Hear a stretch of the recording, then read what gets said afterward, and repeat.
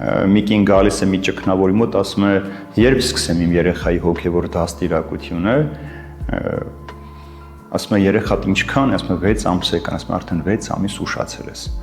Ուրեմն դու մանկուց պիտի երեխայի մեջ դա դնես, ոչ թե որ ինքը մեխանիկ կարող են ասի, հետո մոռանա դու չլինես ինքը չաղոթի, այլ դա մեր կյանքի կարևոր պայմանը պիտի դառնա, ընտանեկան ջերմության մեջ։ Նստեցին հայրը, մայրը, երեխաները, միասին պիտի շնորհակալություն հայտնեն այդ ուտելու համար։ Երեքան միասին պիտի աղոթեն փառք տալ Աստծուն, որ այսօրն էլ ապրեցինք։ Այսինքն այդ ընտանեկան ջերմությունը եւ աղոթքի շուրջ է ձևավորվում։ Իսկ եթե դու նաեւ աղոթքից բացի սուրբ գիր պիտի կարդաք, ցավոք սրտի այսօր ում տունը որ մտնում ես, անպայման Աստվածաշունչ կա դրված, բայց տան անդամներից որևէ մեկը չի կարդում այդ Աստվածաշունչը։ Հատկապես տղամարդիկ ընդհանրապես չեն մոտենում այս սուրբ գրքին, վախենում են կարծես իրենց մեղքերը տեսնել։ Եվ եթե դու չես կարդում, մեկ քանի անգամ վերցնում ես տան փոշիների մեջ հավաքում ես, փոշին սրբում ես, նորից գիրքը դնում ես տեղը, դու չես կարող երեխային հոգևոր դաստիարակության բերել։ Իսկ երբ որ հոգևորը չկա,